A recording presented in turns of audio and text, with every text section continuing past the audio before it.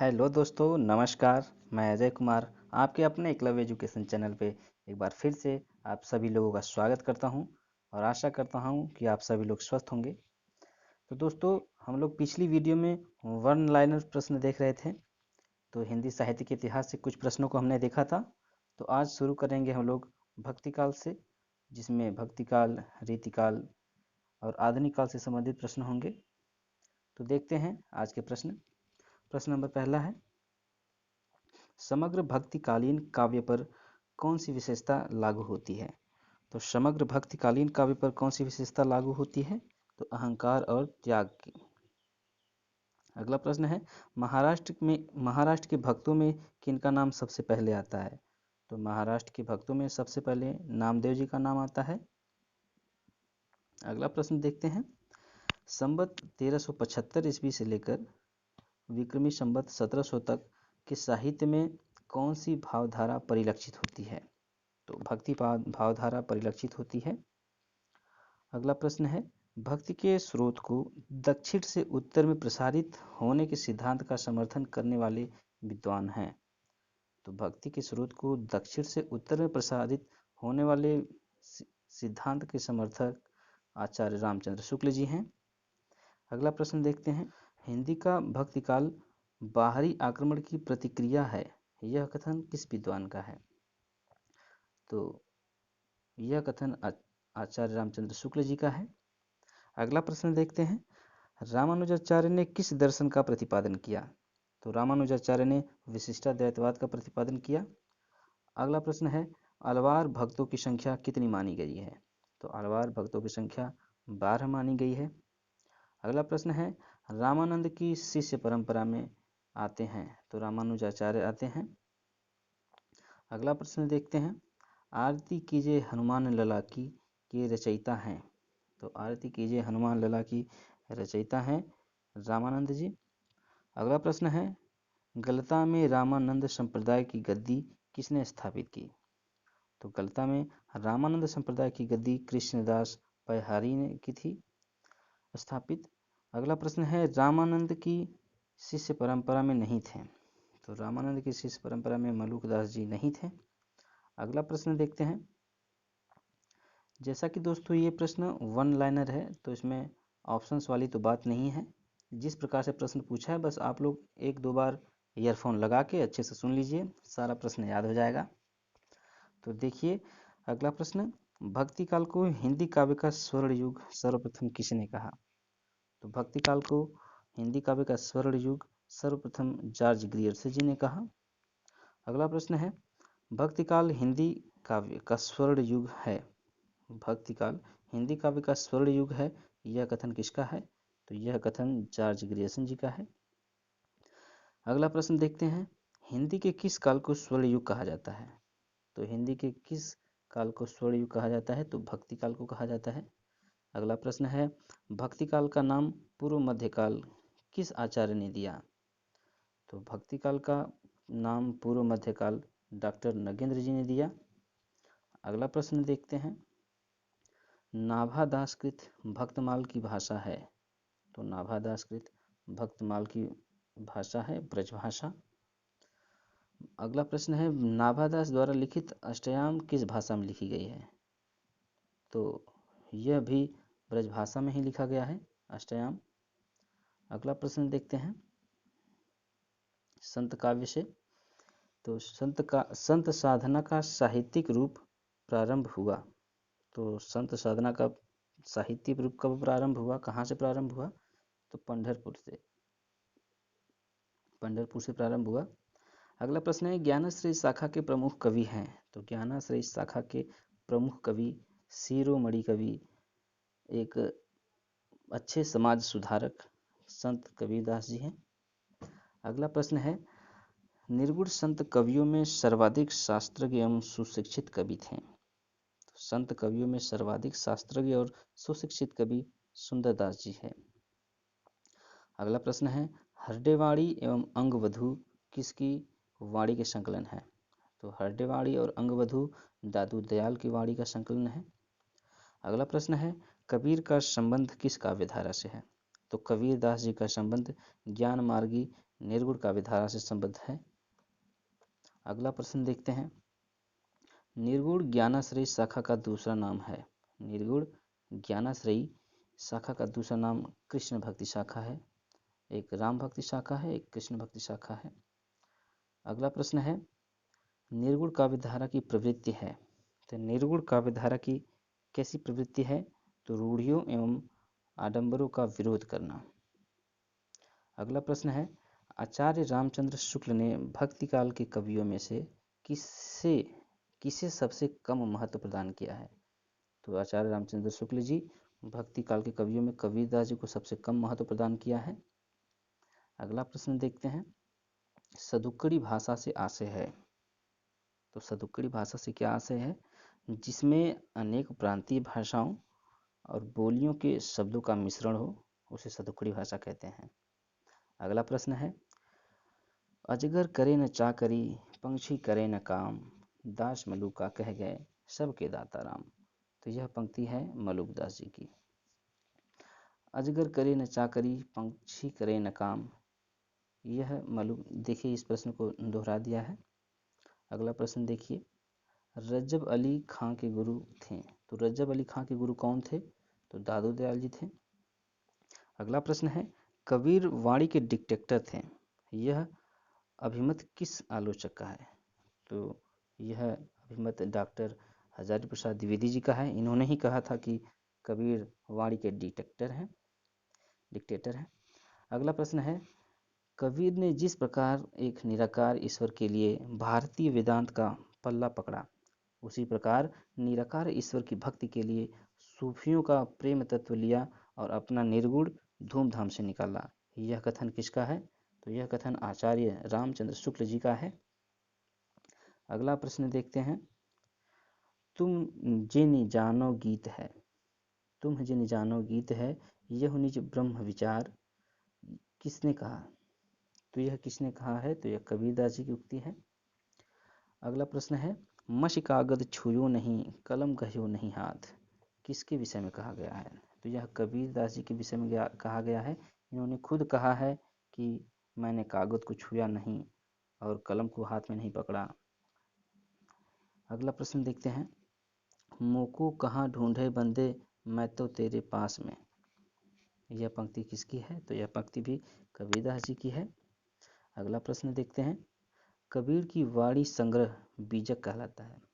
इसके 3 भाग हैं। तो इसके कितने भाग हैं? तो 3 भाग हैं, जिसमें साखी, शबद, रमैनी है। और इनकी वाणी को एक ग्रंथ के रूप में एकत्रित करने का कार्य इनके शिष्य धर्मदास जी ने किया, जिसको बीजक के नाम से जाना जाता है। तो अगला प्रश्न देखते हैं, संत कवि गुरु नानक देव का जन्म कहाँ हुआ था? तो गुरु नानक जी का जन्म तलवंडी में हुआ था। अगला प्रश्न देखते हैं, सूफी काव्य धारा से संबंधित है। तो हिंदी का प्रथम सूफी कवि कौन है? तो हिंदी का प्रथम सूफी कवि मुल्ला दाऊद है। अगला प्रश्न है, सूफी काव्य पद्धति का अंतिम ग्रंथ कौन सा है? तो सूफी काव्य पद्धति का अंतिम ग्रंथ यूसुफ जुलेखा है। अगला प्रश्न है, सूफी प्रेमाख्यान रचनाओं की भाषा कौन सी है? तो सूफी प्रेमाख्यान की रचनाओं की भाषा अवधी है। अगला प्रश्न है, सूफी कवियों का सबसे प्रिय अलंकार? तो अवधी सूफी कवियों का सबसे प्रिय अलंकार समासोक्ति है। अगला प्रश्न देखते हैं, प्रेमाख्यान काव्य परंपरा यानी सूफी कवियों का मुख्य दर्शन है तसव्वुफ है, तसव्वुफ। अगला प्रश्न देखते हैं, अनलहक मैं ही ब्रह्म हूँ की घोषणा किसने की? मंसूर ने। आचार्य रामचंद्र शुक्ल ने प्रेमाख्यान परंपरा का हिंदी में प्रवर्तन प्रथम कवि माना है।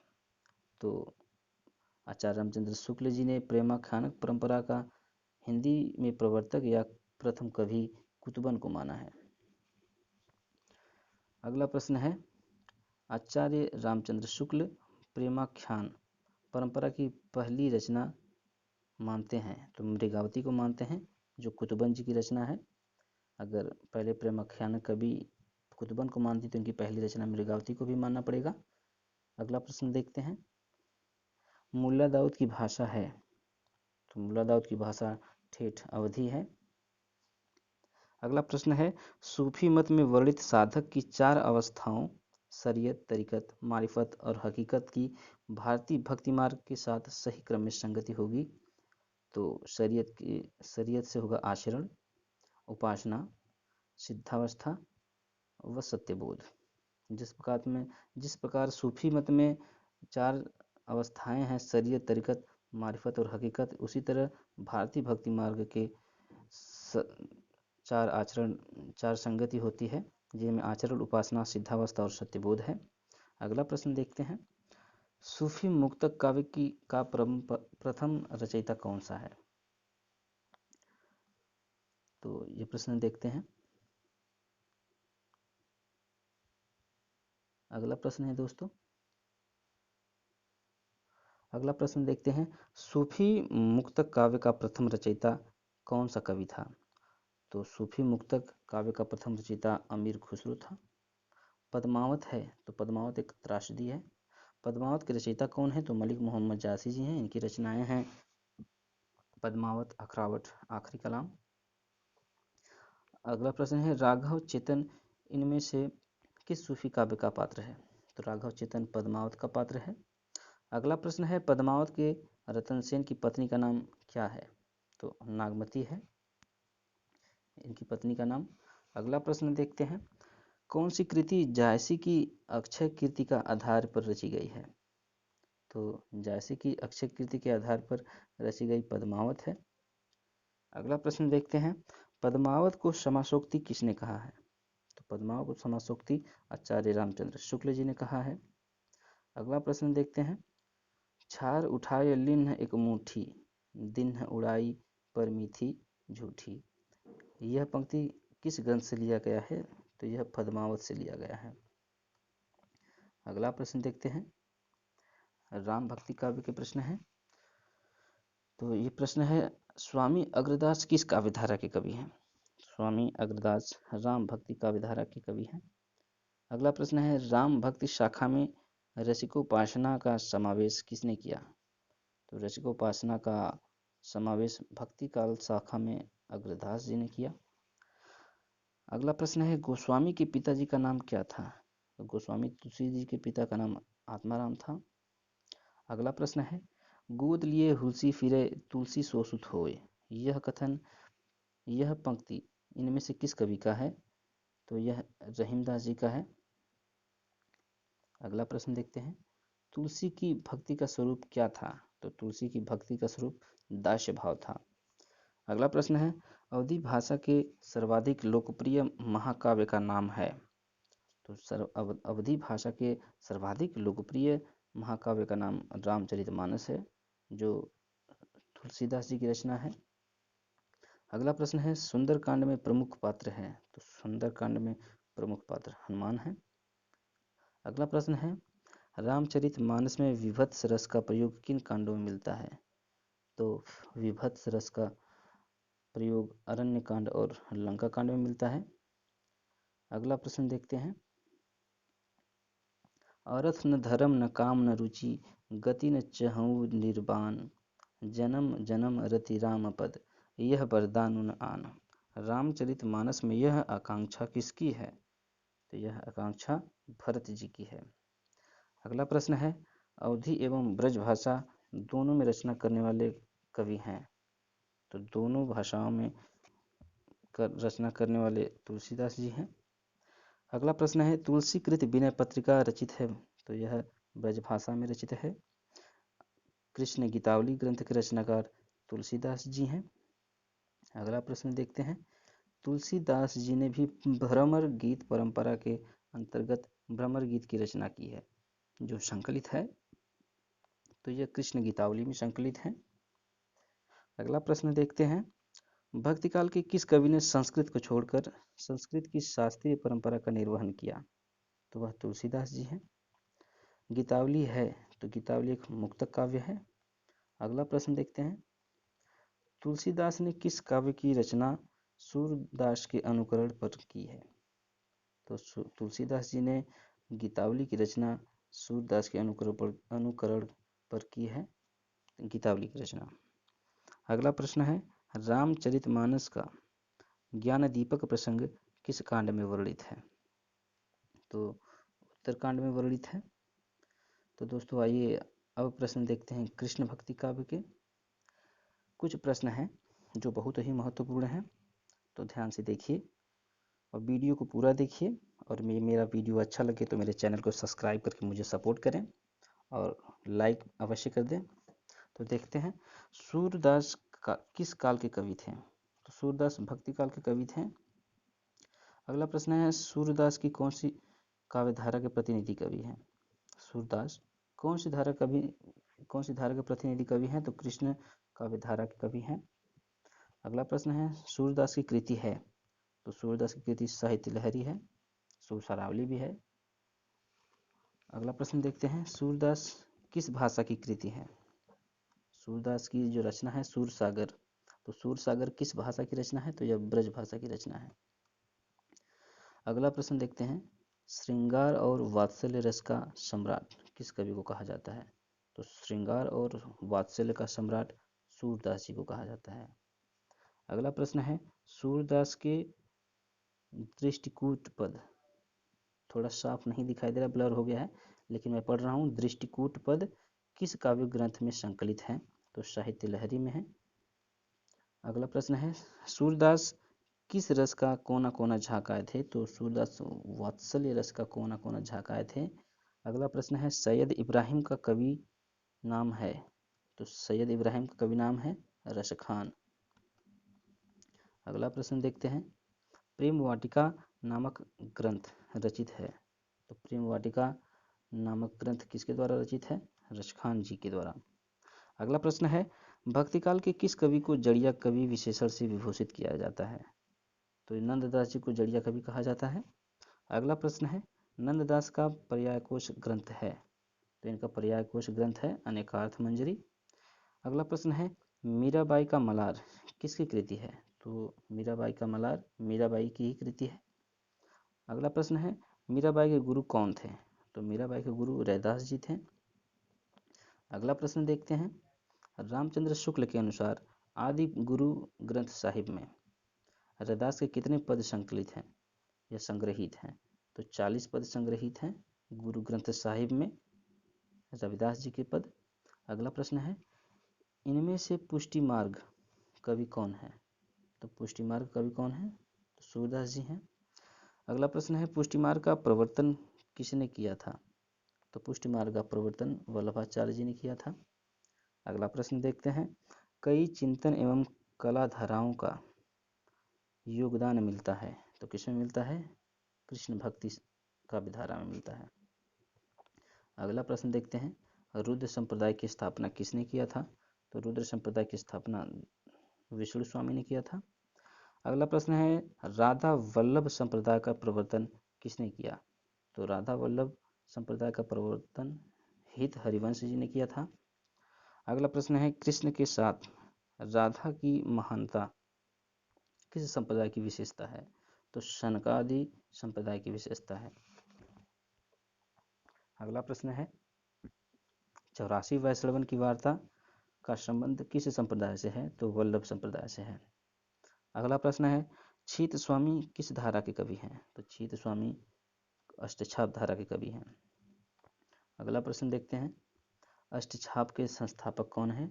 तो अष्टछाप के संस्थापक विट्ठलनाथ जी हैं। इनकी दो रचनाएं जो काफ़ी महत्वपूर्ण है, 252 वैष्णवन की वार्ता और 84 वैष्णवन की वार्ता। अगला प्रश्न है, जुगलमान चरित्र नामक ग्रंथ के लेखक हैं? तो जुगलमान चरित्र नामक ग्रंथ के लेखक कृष्णदास जी हैं। भ्रमर गीत प्रसंग का मूल स्रोत है? तो भ्रमर गीत प्रसंग का मूल स्रोत क्या है? तो श्रीमद् भागवत गीता, श्रीमद् भागवत का 10वें स्कंध से है इसका मूल स्रोत। अगला प्रश्न देखते हैं, रीति काव्य धारा से। तो रीति काल के प्रश्न में जो 3 धाराएं हैं, रीतिबद्ध, रीतिमुक्त, रीतिसिद्ध, ये 3 आएंगे रीति काव्य धारा में। तो अगला प्रश्न है, रीतिकाल की सर्वाधिक व्यापक प्रवृत्ति, तो सबसे व्यापक प्रवृत्ति क्या थी? तो नायिका भेद और श्रृंगार रस विवेचन। अगला प्रश्न है, रीतिकालीन कवियों की काव्य भाषा थी? तो रीतिकालीन कवियों की काव्य भाषा ब्रजभाषा थी। अगला प्रश्न है, रीतियुगीन कवियों का सर्वाधिक प्रिय छंद रहा? तो रीतियुगीन कवियों का सर्वाधिक प्रिय छंद सवैया है। अगला प्रश्न देखते हैं, आचार्य रामचंद्र शुक्ल ने रीतिकाल का प्रवर्तक आचार्य किसे माना है? तो रीतिकाल का आचार्य प्रवर्तक आचार्य रामचंद्र शुक्ल ने चिंतामणि जी को माना है। अगला प्रश्न है, हिंदी रीति ग्रंथों की परंपरा चिंतामणि त्रिपाठी से चली, अतः रीतिकाल का आरंभ उन्हीं से माना जाना चाहिए। यह कथन किसका है? तो यह कथन भी आचार्य रामचंद्र शुक्ल जी का है। अगला प्रश्न है, रीतिकाल का समय था? तो रीतिकाल का समय 1700 से 1900 विक्रमी संवत तक था।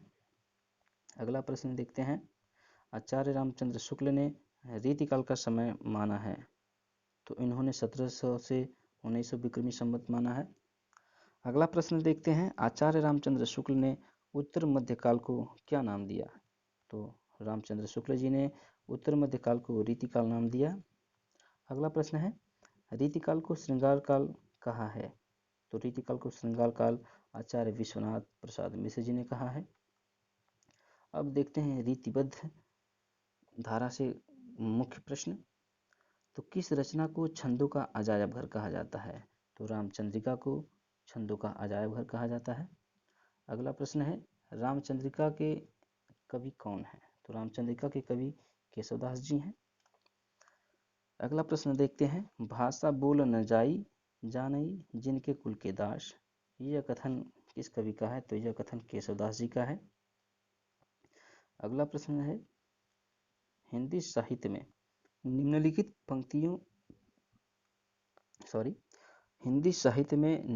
पंक्तियां किसके द्वारा लिखी गई हैं? तो पंक्तियां हैं, यद्यपि सुजाति सुलक्षणी सुवरन सरस सुहृत भूषण बिनु न विराजई कविता बनिता मित। तो यह पंक्तियां केशवदास जी के द्वारा लिखी गई हैं। अगला प्रश्न है, आचार्य भिखारी दास कृत प्रमुख काव्य शास्त्रीय ग्रंथ है? तो भिखारी दास कृत काव्य शास्त्रीय ग्रंथ है काव्य निर्णय एवं रस सारांश। अगला प्रश्न देखते हैं, रस कविता को अंग भूषण है भूषण का सकल काव्य के संदर्भ में यह पंक्ति किसकी है? तो यह पंक्ति भिखारी दास जी की है। अगला प्रश्न है, भूषण को कवि भूषण की उपाधि किसने प्रदान की? तो भूषण को कवि भूषण की उपाधि राजा सोलंकी ने प्रदान की, राजा सोलंकी रुद्र जी ने। अगला प्रश्न है, शिवराज भूषण ग्रंथ में किसका विवेचन मिलता है? तो शिवराज भूषण में अलंकार का विवेचन मिलता है। अगला प्रश्न देखते हैं, भूषण के ग्रंथों में अलंकार निरूपक है? तो यह शिवराज भूषण में है। अगला प्रश्न है, रामचंद्र शुक्ल ने अपनी हिंदी साहित्य का इतिहास ग्रंथ में इनमें से किस कवि को हिंदू जाति का प्रतिनिधि कवि कहा है? तो रामचंद्र शुक्ल जी ने भूषण जी को हिंदू जाति का प्रतिनिधि कवि कहा है। गंग कवि का जन्म स्थान है? तो गंग कवि का जन्म स्थान इटावा है। अगला प्रश्न देखते हैं, नैन नचाए कहियो मुस्काई लला फिर आइयो खेलन होरी, यह पंक्ति किस कवि की है? तो यह पंक्ति पद्माकर जी की है। अगला प्रश्न है, गंगा लहरी किसकी रचना है? तो पद्माकर जी की रचना है गंगा लहरी। प्रबोध पचासा ग्रंथ के रचयिता हैं? तो प्रबोध पचासा ग्रंथ के रचयिता पद्माकर जी हैं। पद्माकर द्वारा रचित अलंकार ग्रंथ कौन सा है? तो पद्माकर जी के द्वारा अलंकार ग्रंथ पद्माभरण है। तो अगला प्रश्न देखते हैं दोस्तों, यह निसंकोच कहा जा सकता है कि भाषा पर जैसा अचूक अधिकार इनका था वैसा किसी कवि का नहीं। आचार्य रामचंद्र शुक्ल का यह कथन किस कवि के संबंध में है? तो यह घनानंद जी के संबंध में है। अगला प्रश्न है, किसकी प्रेमिका का नाम सुजान था? तो घनानंद जी की प्रेमिका का नाम सुजान था। अगला प्रश्न देखते हैं, वियोग श्रृंगार का प्रधान मुक्तक कवि है? तो वियोग श्रृंगार का प्रधान मुक्तक कवि घनानंद जी हैं। अगला प्रश्न है, घनानंद की कृतियां किस भाषा में हैं? तो घनानंद की कृतियां ब्रज भाषा में हैं। कोक सागर किसकी रचना है? तो कोक सागर घनानंद जी की रचना है। अगला प्रश्न देखते हैं, लोग हैं लागत कवित्त बनावत, लोग हैं लागी कवित्त बनावत, मोहि तो मेरे कवित्त बनावत। इस काव्य पंक्ति के रचयिता का नाम, तो इसके रचयिता हैं घनानंद जी। अगला प्रश्न है, अति सूधु स्नेह को मार्ग है, जहाँ नेकु सयानप बांक नहीं। पंक्ति के लेखक कौन है? तो घनानंद जी हैं। सीख लीनो मीन मृग खंजन कमल नयन, सीख लीनो जस और प्रताप की कहानी है। तो यह पंक्तियाँ किस कवि की हैं? तो यह पंक्ति ठाकुर जी की है। अगला प्रश्न देखते हैं, कौन सा कवि अपने प्रकृति चित्रण के लिए विख्यात है? तो सेनापति जी हैं जो अपने प्रकृति चित्रण के लिए विख्यात हैं। तो आगे तो बस इतना ही प्रश्न है। और रीतिसिद्ध कवि, रीतिसिद्ध देख लीजिए, कवि जो हैं बिहारी लाल जी हैं। तो इनका एक रचना है जो बिहारी सतसई है, जिसमें 719 दोहे हैं। और इनकी प्रमुख एक लाइन जो बता रहा हूँ आपको कि दृग उर्झत टूटत कुटुम्ब जुरत चतुरचित प्रीति, यह बिहारी जी की मुख्य लाइन है। और तो आज के लिए बस इतना ही। तो दोस्तों, अगर आपको ये मेरी वीडियो अच्छा लग रहा है तो मेरे चैनल को सब्सक्राइब कर लीजिए और लाइक कमेंट शेयर कीजिए और मेरी कमियों को भी मुझे बताइए। तो दोस्तों, आज के लिए बस इतना ही। जय हिंद, जय हिंद।